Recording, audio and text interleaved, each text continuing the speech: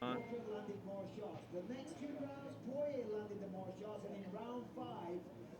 right, and my audio's already on. Here we go. We're live, pal. So we're live. All right, Hey, we're we're live, live. pal. We just witnessed something truly special in the main event. Dustin Poirier gets a unanimous decision win over Dan Hooker in an all-time classic. That's one of those. Remember ESPN Classic? This would be one of those fights that would be on ESPN Classic like Tuesday because it was that good. What an incredible fight! Dustin Poirier back in the win column. Maybe a fight with Tony Ferguson. And I think it's perfect timing, too, because both those guys were just in these extreme wars. So it'll give both of them some time to heal up and get ready to go. Maybe the end of the year at this point. I mean, whenever that fight wants to happen is fine with me. I am Mike Keck, José Youngs, Casey Leydon in Las Vegas right now. This is the beginning of our post-fight coverage here on MMAfighting.com. No Dana White here tonight in Las Vegas, so we're going to hear from Mike Perry, which I am very excited for, and I believe we will hear from Dustin Poirier if he isn't transported after that incredible fight. So, Casey, More screen should be coming in a second too. Mo oh good, Green. Yeah, the crochet boss. yeah. Mo Green. Casey, first event back at it. Yeah. How's it going? How you enjoying being back in the saddle? It's weird. It's weird. How am I sounding? Everything sounding okay? Can you guys hear me? Crystal. Yes. All right, good. Yeah, it's just it feels good to be back. It's weird. It's the pandemic era. So So I not want to not the ask you. arena. Oh, I want to ask you this. Like, I've been at. This is the first fight we've had someone on. We've had a reporter on site that wasn't me. Did anything I describe? Like, did it? Did you know what to expect going in from all of our previews and post fight shows? no, I think you set it up pretty well. I missed the weigh-in, so I came in. I Mhm. drove in from Inglewood to Las Vegas last night, so I got to Las Vegas about midnight. I checked in at a hotel, then I had to wake up at 6 a.m., go to the fighter hotel, and then at 6:45 or so, do my COVID test and check in with UFC staff there. And then they gave me a hotel room. Then I kind of half napped till about 1 o'clock, and then I got up and jumped in the shuttle, and now I'm here. I've been sitting here, and we got about I don't know about 12 media members here. Got MMA Junkie right next to me, Amy Kaplan right next to me on this side, and and now they have some pizza back there for us, which is very nice. Lucky. I'm on Excellent a diet. I'm on choice. a diet, so Right. So no pizza for you? yeah. Oh wait, I'm getting Nothing? Not even one slice? no, can't do it. Oh wait, Oh, I'm hearing can't hear Casey. Really, you guys can't hear me? I hear you. I hear you crystal clear. People at home can't hear me though. Yeah, it's Interesting. Well, while we figure this out, Jose, this was a great event, but it was also a wacky event. Like so Weird many event. things. Just on a scale of 1 to 10, how do you rate this one on the zany scale? On the weird scale,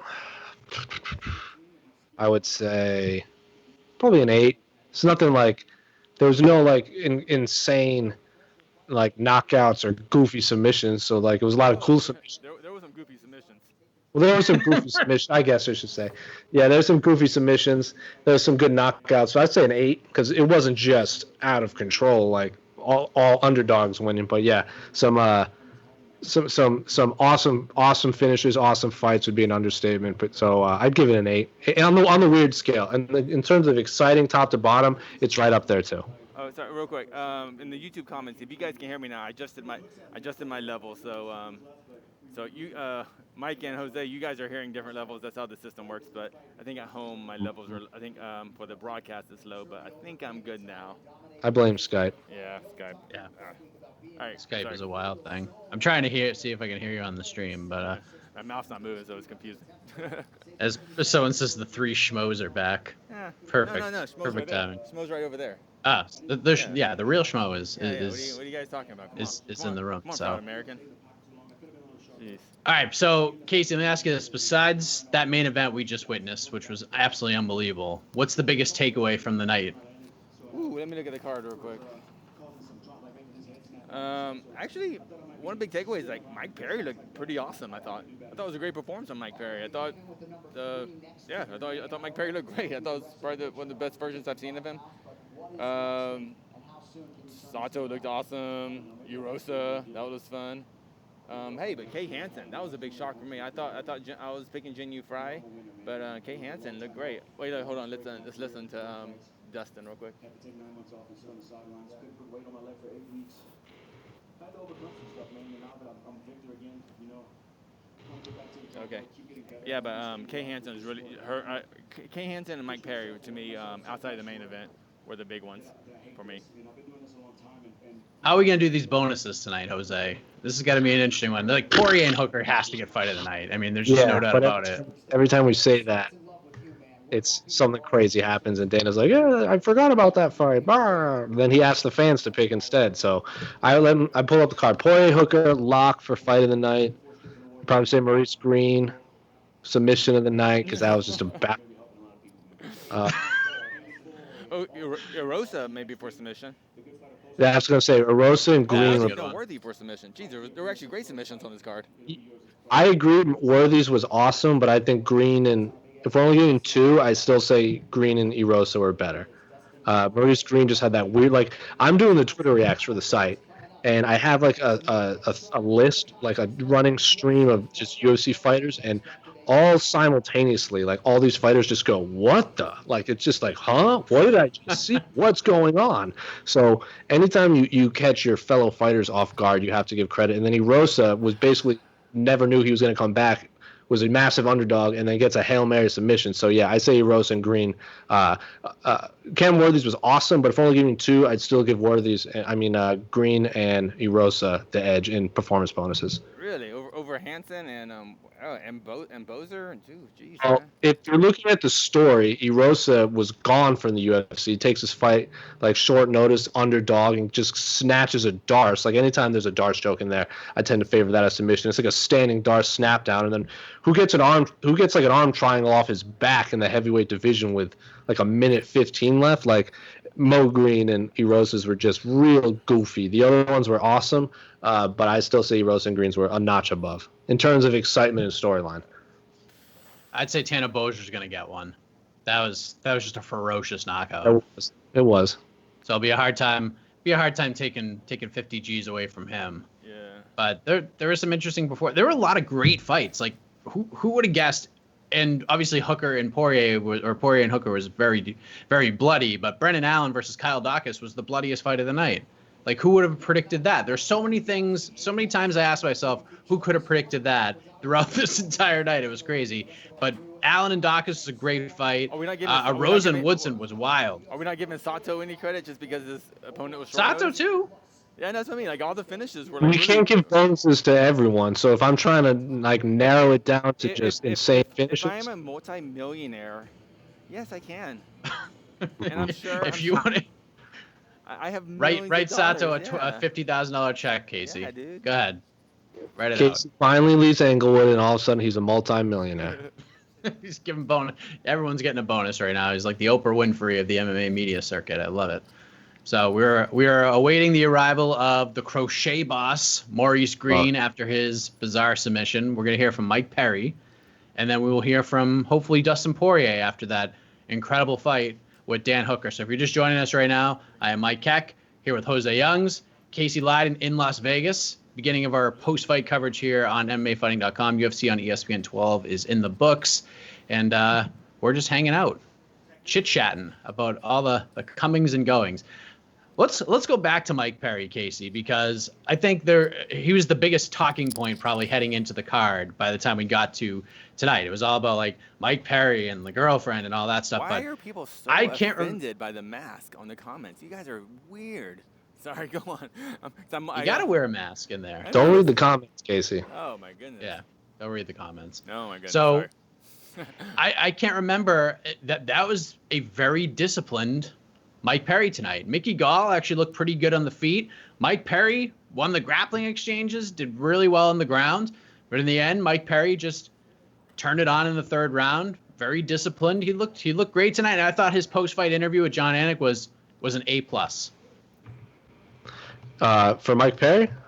Yeah. Oh, yeah. Mike, everyone was talking about, like, I was doing Twitter reacts, and I have the stream open. And I'm watching the interview, and he's talking about, like, taxes being illegal and it's my money and you can't take it and this and that. And all of a sudden, I look at the Twitter stream and all the fighters are like, yeah, taxes are illegal. Give me my money. And I was like, oh my gosh, are we voting for Mike Perry for president next, like in this upcoming election? Because I think he just won over a lot of fans. So yeah, Mike Perry made. I don't even think he made the most of it. Do you think he even planned what he was going to say? I don't. I think he just said what was on his head.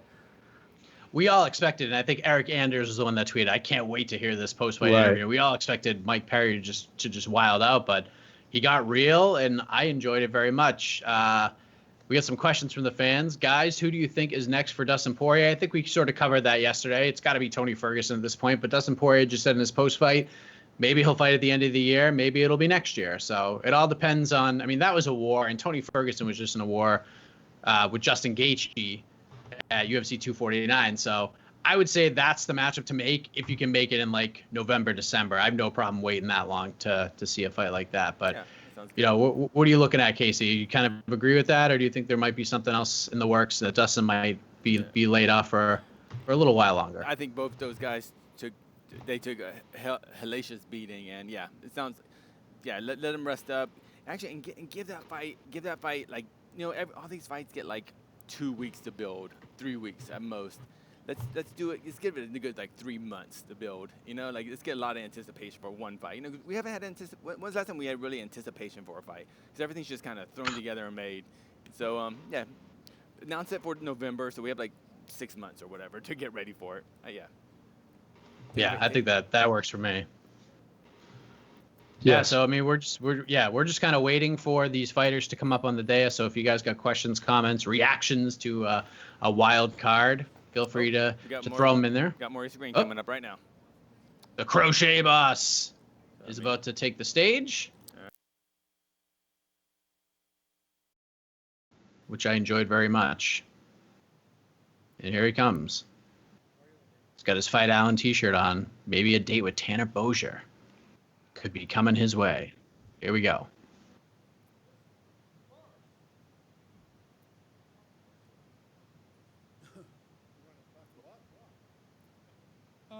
This is the first for me. Let's mark this off the bucket list for the Crochet Bizzle. Well, first of all, congratulations on the win. Thank you so much. When you look back at the fight, you've had some time to digest it now.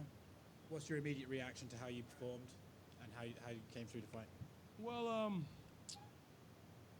me, Greg Jackson, Mike Winklejohn, and all my training partners at Jackson Wink in Albuquerque pretty much had a 3-week crash course. We crammed for a test. It was very last minute for me to go out there due to changes in my personal life and changes in my training. And we got the job done, and we just didn't get the job done. You know, I made UFC history for the second time. And you know, it's always sweet to get a submission, you know. Everybody thinks I'm a striker, which I can strike because I was in Glory, but that was a little premature. Like, you know, going to Glory, I just happened to do it. But grappling has been consistent for me. Jiu-jitsu, not wrestling, jiu-jitsu. Walk us through the finish, because I think a lot of people were confused exactly what you got him with. It seems like the arm triangle from the bottom. Do you think a lot of that had to do with his fatigue, or were you in tighter than it looked on TV? He threw a bunch of elbows. He may have fatigued a little bit, and he was resting. Well, during that wrestling moment, you know, I was able to pop that arm, which was on my neck, because he was putting a lot of pressure on my neck. He was actually trying to submit me with the pressure on my neck. But I was able to pop that arm over, and he got it back once, I believe. I mean, it's a little foggy. And it was very slippery. But once I lock it in, actually, I was going to look to possibly try to transition to his back. Because usually once you get that arm across his body, you know, I can transition to the back that way. I was in half guard. Got my other hook in. I would have had the hook on the bottom. Transition to the left, I believe, because the cage was on my right. But I squeezed, and to my surprise, he tapped. You know, I think that has to do with just a tight squeeze and fatigue. You know, maybe if he had more air at that time, he could have lasted a little longer. And he fought it quite a bit. I know a lot of people said John Vellante was fat. He looked out of shape. Why did he have to push off his knee to get up there? That man belongs in this heavyweight division. That's where he should have been the whole time. let that man come back in shape. He's going to be hell on wheels to deal with. I take my hat off to him. My legs hurt. My face hurts. My shin hurts. But I got it done tonight. You know, my back was against the wall. I'm on a 2-fight skid. And I could have lost my job tonight. Could have lost my job. And when you're the breadwinner and you got to feed your family, and you're thinking about making maybe the biggest move of your life to really chase this dream and see if we can't make a title run. I'll be 34 next Sunday. So you do the math on how much time I have. So, you know, it always feels good to be here. Hopefully, I'm praying. Sean Shelby, Mick Maynard, Dana White. Mick, you my guy. Appreciate the fight. Hopefully I win that bonus tonight, you know, for making history again, second time. So that'll really help me and my family. You didn't lose your job, and immediately after you win a fight, everyone always asks what's next. It almost looks like you have what's next sorted out. Earlier today, after your fight, Tanner Boser said he'd had some sort of interaction with you at the pool. I don't think it was an altercation, it was just an interaction. But can you give us your version of that event? And also, were you drinking beer at the time? I had a couple of beers, yeah. Of course, I have beers fight week. That's my thing. You guys watch Ultimate Fighter. It's no secret. But anyway, it wasn't an altercation at all. You know, I was just being friendly, like I always am, like I was with John. Me and John were friendly. Maybe he was being a little standoffish and he didn't like it. And it is what it is. You know, everybody has to. Through the Ultimate Fighter, I realize everybody deals with these things differently, and everybody's not like me. And he's trying to do what I'm trying to do. He's trying to make it to the top. So yeah, I wouldn't expect anything less. I take that challenge humbly. You know, going back to when I was offered to fight with him, you know, I was on a 3-fight win streak. He was a debuter. You know, I'm looking to climb the rankings. You know, I didn't have time. If I can avoid it, I didn't want to fight a debuter. It's not dodging or ducking him. You know, I was trying to fight somebody else. And guess what? I think I fought Pavlovich instead, right? And I didn't win that fight. So, you know, it didn't work out for me. But yeah, once I heal up, once I get my move out the way, I wish I could go and fight at Fight Island for real. My goal was to get in and out of here, and hopefully get on the August 1st card if I was healthy. And once Tanner said that, I was game. But you know, take it slow. Hopefully, win the bonus. You know, to really set my family up to, you know, to be comfortable and focus on my training and everything I need in Albuquerque. And, man, you know, sky's the limit for me. You know, I'm with coaches with amazing minds. Think about what they did with me in 3 weeks. We changed and tweaked a couple things. I tried my best to keep all that consistent, and I did a good job with more reps and more time. It's a wrap. What were you singing between rounds? Oh, I'm singing so my corner man, T. Billa, that song is not released yet. It's just, it's a song that he kind of let me know what he was, you know, what was going on. And I walk out to all his music. It's all my walkout music. And he has, 30-something tracks released on Spotify. So everybody can hear you in there. You got to have fun, you know. I take my job seriously, but if I'm not having fun doing this, why am I doing it? Why? For what? So I'm thankful for the UFC. I'm thankful for how cordial and nice everybody is. They treat me well, and all I want to do is put on good performances, man. It's only going to get better. But just so you know, I had a talk with my demons, because I did. I said, sorry, I must leave you. I don't mean to be misleading. And I'll come back if I need you. And that's it. But that's true, though. I think you sort of touched on it a little bit there with the pressure, but the emotion that clearly was shown on your face in that post-fight interview, was it about just the move? Was it about the 2 fights? What was it that was going through your head at that moment? Because I think that's the first time I've ever seen that type of emotion come from you. I'm a very emotional person. You saw an Ultimate Fighter after I won the first time, you know. It's like I try my best to put this face on and say, you know, there's no pressure. But yeah, that shit was thick, very thick. I try to turn my nervousness and my butterflies into excitement through music. And getting dropped, I know I was in a tough place. I was getting hit. I don't really remember a lot of it. And to be able to not even finish with my striking, to be able to finish from the bottom with my jiu-jitsu is so sweet to me. There's not a lot of heavyweights that do jiu-jitsu, and I'm one of them. And it's just very sweet to me. I never went to college, so, whenever I get my Brazilian Jiu-Jitsu black belt, that's my college degree. So to come in here, fight at the highest level, to fight a veteran like Jean Vellante, I don't care if he was a light heavyweight. That man fought like a heavyweight. He's big like a heavyweight. I had a bunch of personal things going on leading up to this. I had a gym switch. Actually, I didn't even mean to switch gyms, really. I was going out there just to get work in, but when I got out there, Greg Jackson and Mike Winkeljohn kind of took me under their wing and, penciled me in every day for time with each one of them on top of all the heavyweights I got out there. It's probably 6+, which is unheard of, they're building a stable of stallions out there, and I want to be part of that. And nobody really knows but me and that guy in the back of the room, T. Billa over there, what I was really going through mentally, and we were able to put a lot of that to the side, get mentally strong, find confidence in moments of weakness, and we got it done tonight. And I keep my job. I keep my job. I left my corporate job to chase this dream. Damn it, it's coming again. I left my corporate job to chase this dream, and keep it alive. Thank you very much. Congrats on the win.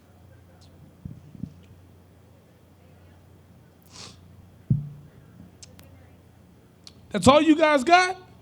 Thank you.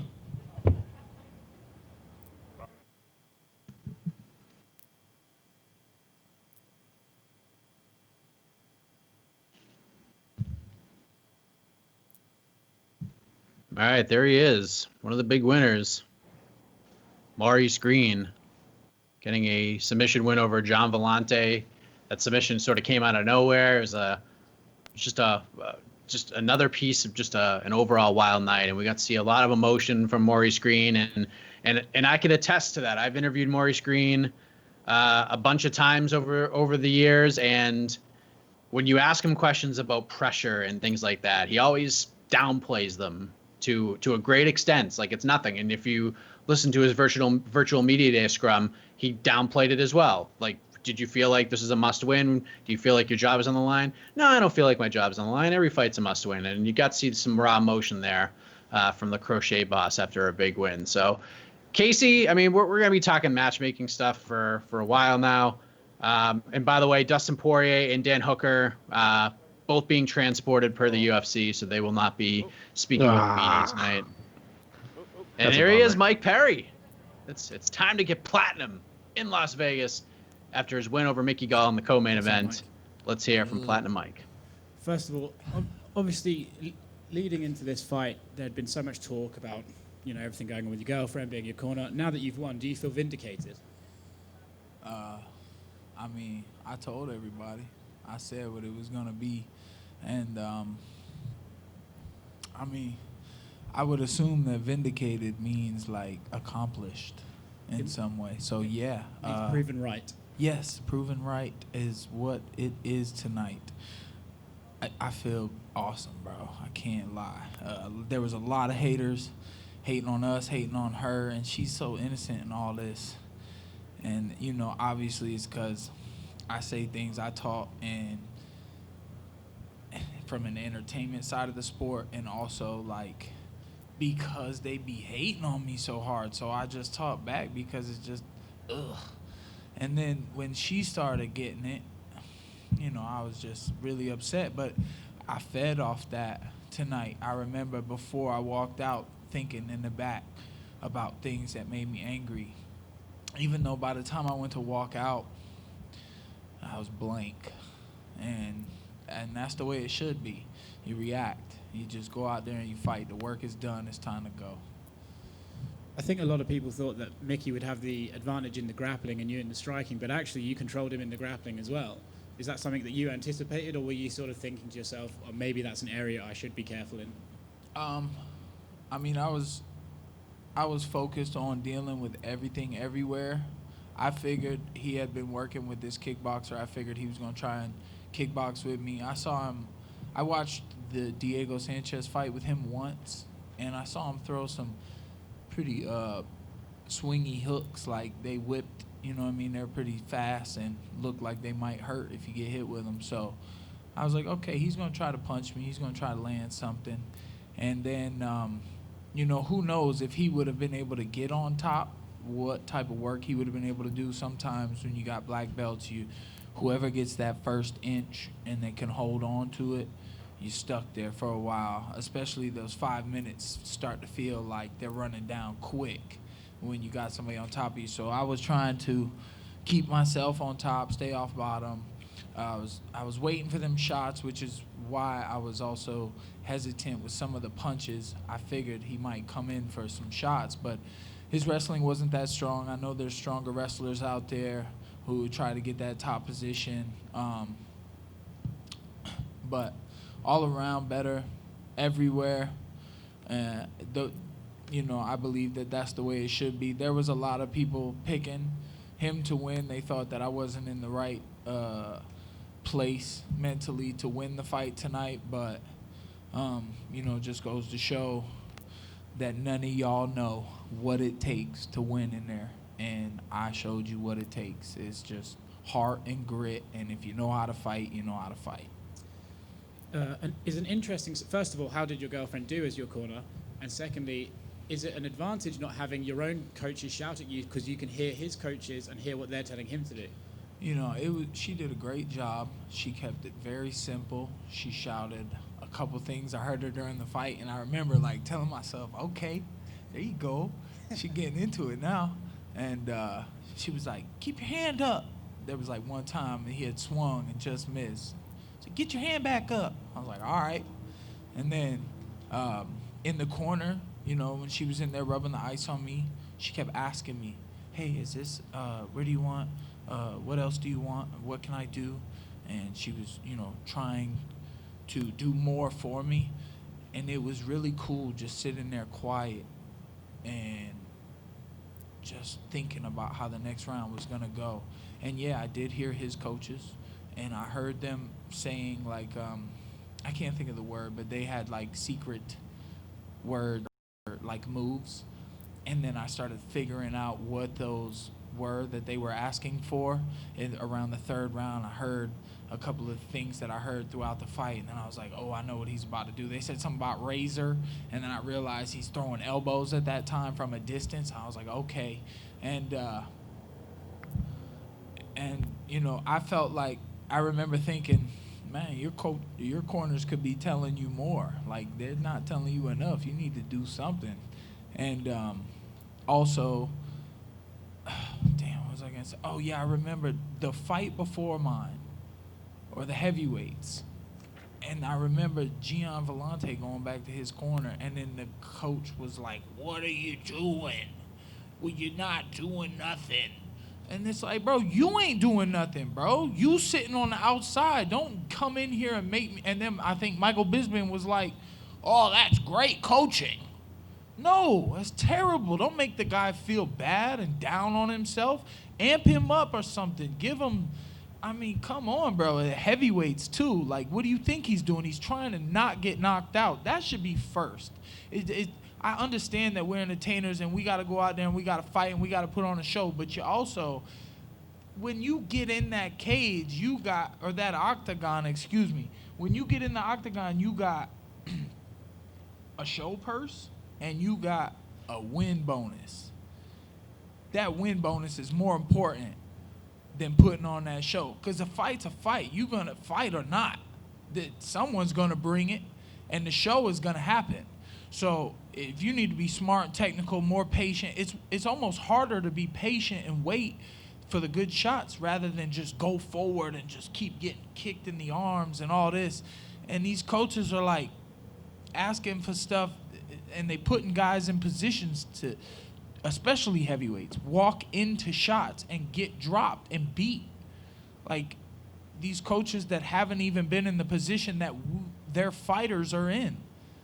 That's why I didn't have coaches tonight, because I did though. She was perfect because she knows she hasn't been in my position.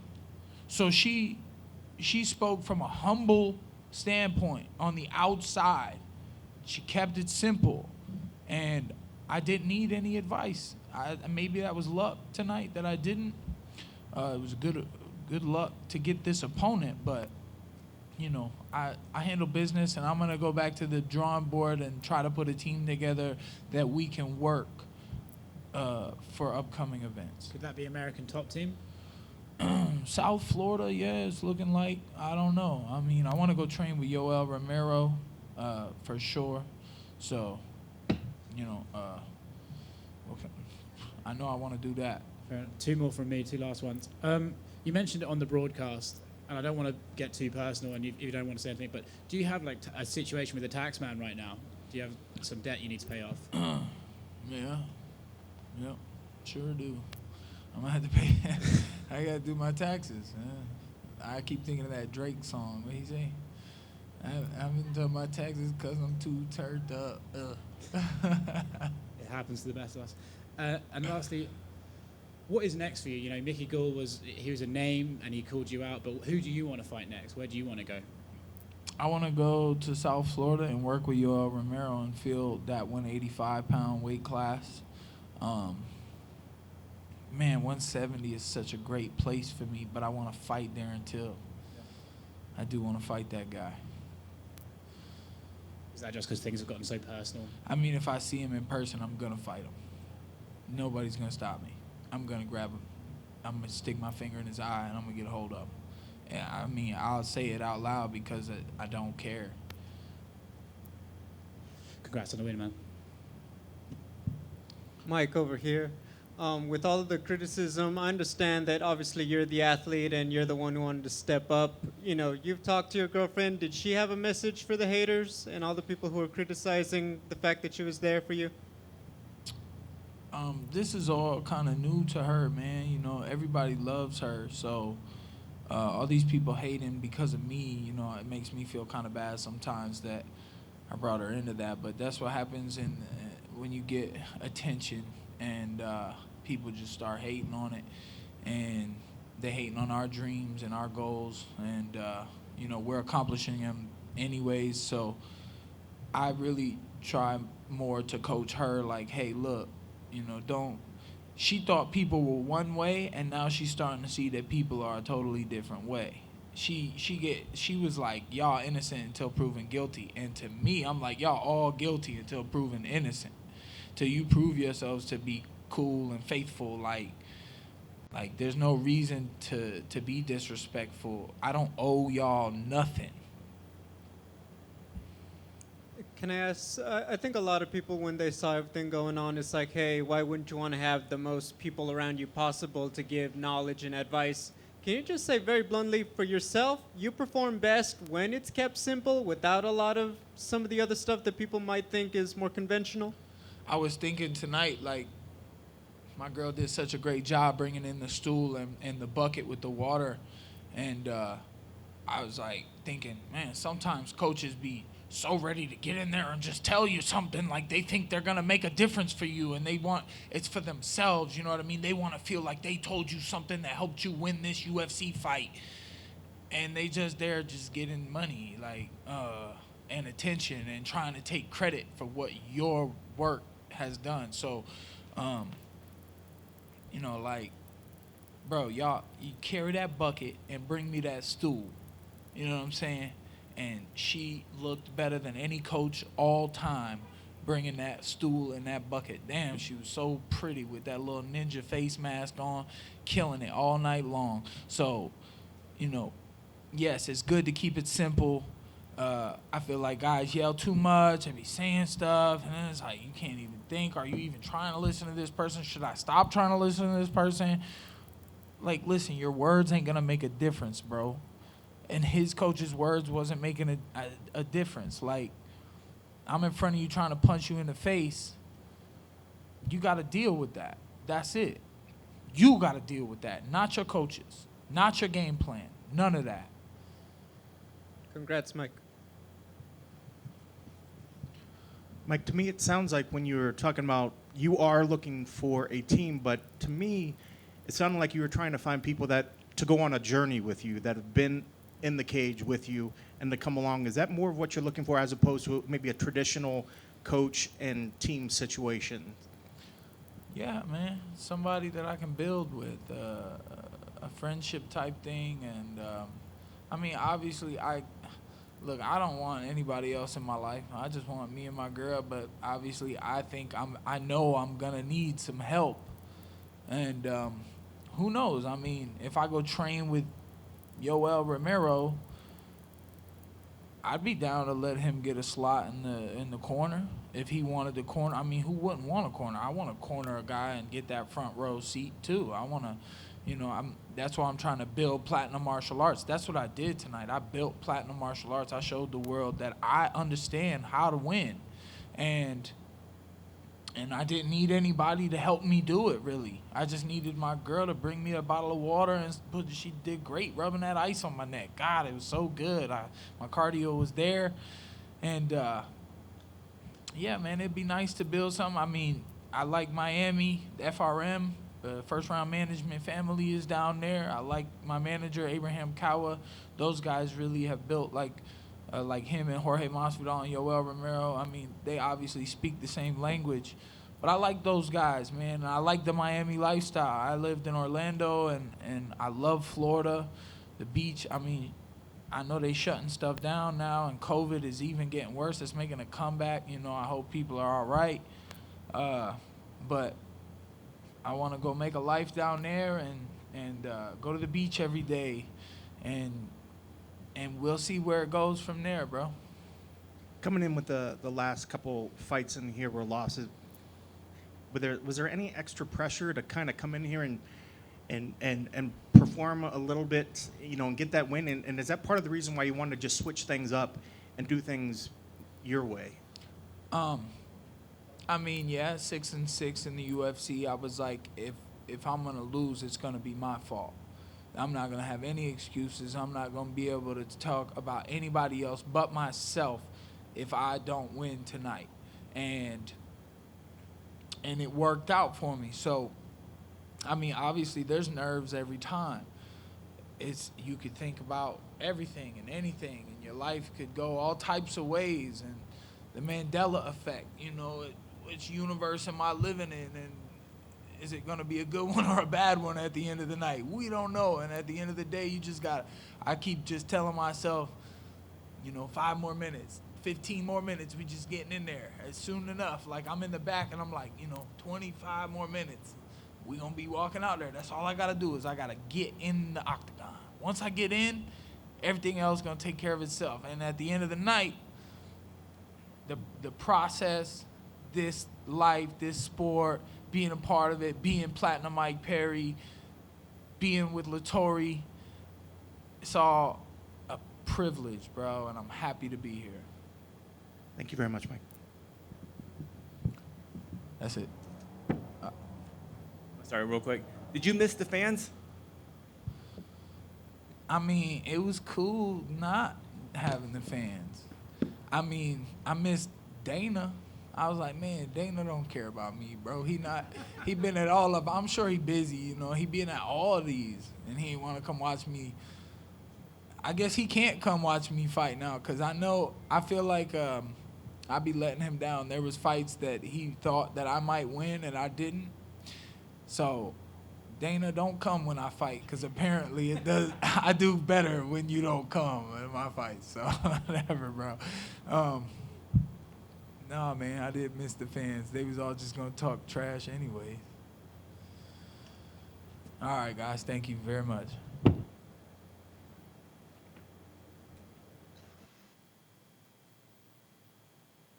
The melodious tones of Platinum Mike Perry wrapping up this post-fight coverage here. Well, not all of the coverage, but at least the post-fight press conference coverage. For those who haven't seen it yet, the bonuses have been awarded. Fight of the night, big shocker, Dustin Poirier versus Dan Hooker. Performance of the night bonuses, Kay Hansen 20 years old, makes her UFC debut, gets it done. Extra 50 Gs, and Juliana Rosa back in the UFC with a great submission win over the previously undefeated Sean Woodson. That one shocked me. I'm not going to lie. I thought Sean Woodson, just on the size and the reach, and, you know, he's still growing as a fighter, and Juliana Rosa has a ton of experience. But let's be honest, and this is no offense to Juliana Rosa. He rose to the occasion. He proved a lot of people wrong. But I couldn't find a single person who thought that Sean Woodson was going to lose that fight. Am I crazy? You're not crazy. I didn't think it was as big of it wasn't as big of a disparity as in my mind as most pundits and people were saying. I definitely favor Woodson, but I wasn't like, oh, he's going to go out there and just story Rosa. Rosa's been in the UFC, so the octagon jitters aren't there. It's not like he's making, like, we've seen these short notice fights in the Apex and the octagon jitters are real. So he's been through that already. So I definitely and he was on The Ultimate Fighter, right? Yeah. Yeah, so like he's been through this before. So no, I favored Woodson, but it wasn't as big of a shocker as most people would say. Yeah, I mean, 0-3 in his last run. He got finished brutally by Julio Arce in his last fight. Grant Dawson dominated him. I can't remember who he fought the first time, but he got finished in that fight as well. But man, did he step up in a big way tonight. I was super impressed with him. It reminded Brought the me dog fight out. It reminded me of the Jamie Varner came back. And just destroyed Edson Barbosa. It's like, yeah, Jamie Varner has been through everything, but Edson Barbosa had so much hype. He was like the next Jose Aldo, the next Anderson Silva, and then Jamie Varner just goes out there and catches him and then beats him. But like if they fought again, I'd always favored Edson Barbosa. Jamie Varner was just better that night. And the Rosa Woodson fight might feel the same in a year or two. It's just crazy to see all of these last minute short notice guys stepping in, and we're seeing like so many different things happen. Like everything from with Jason Witt tonight. I mean, Jason Witt's story is just bananas. You know, just basically didn't even like, from what I understand, he didn't even like pack his stuff. He just got on a plane and flew to Vegas and fought a very dangerous guy on like 2 days notice. That's an understatement. Right? And then Gosh, it's not what? How many wins does he have total? Like 13, 14? And what? 11 of those are first round stoppages. Like, he's a monster. Making your debut on short notice against like someone obviously not the same caliber. And imagine taking a fight on 2 days notice and fighting like Francis Ngannou. Like it's gonna be a tall task to come out of that unscathed. All right, crazy night. Can you hear me, gentlemen? You can. All right. You know how this works, Jose. You're kicking us out. I do. So I have to wrap up. All right, guys. Well, Mike, send us out. I'm sure we'll have a post-fight show coming later. Yes, we're gonna record it in a matter of moments. Casey, any final words before you get booted? This new pandemic era UFC is interesting. You know what I love though? You know what I love about it? There's assigned seats and everyone gets their own microphone at the press conferences. Isn't it amazing? I do like that. Yeah, that was nice. I love it so much. Well done, sir. Welcome back to the road. And for the first time since UFC 248, Fight Night UFC 248, I have not worn pants, and tonight I had to wear pants. So. When you say you wore pants, it means you wore shorts still, right? Yeah, I wore shorts. Yeah. Okay. All right. Yeah. I just wanted to save you from the weird YouTube comments. Well, pants are pants. Shorts are shorts. Come on, bro. Okay. All right. Anyway, get out. Get out of here, Casey. Wait. Who got the performance awards? Real quick. Poirier Hooker fight of the night. Kay Hansen and Juliana Rosa performance of the night. So no Mo Green. Dude. No Mo Green. Wow. The UFC didn't give it to knockouts. They gave it to submissions. They always give performance bonuses to knockouts over submissions. So awesome. And I thought Kay Hansen did deserve the performance of the night. Cool. And then one last thing, because we did talk about this before we went on air, the judges' scorecards came out for Poirier Hooker. All three judges gave the first 2 rounds to Dan Hooker, and Poirier got the last 3. Wow. All right. So you need open scoring. There you go. Yeah, if there was open scoring, Dan Hooker wouldn't have just coasted. Sure. All right. Yeah, I'm sure. All right, see you, Casey. Thank you. All right, we're getting out of here. Me and Jose are about to start recording this preview show, and then you'll see that on the YouTube page as well. So for Jose and Casey, I'm Mike Heck. We're out of here.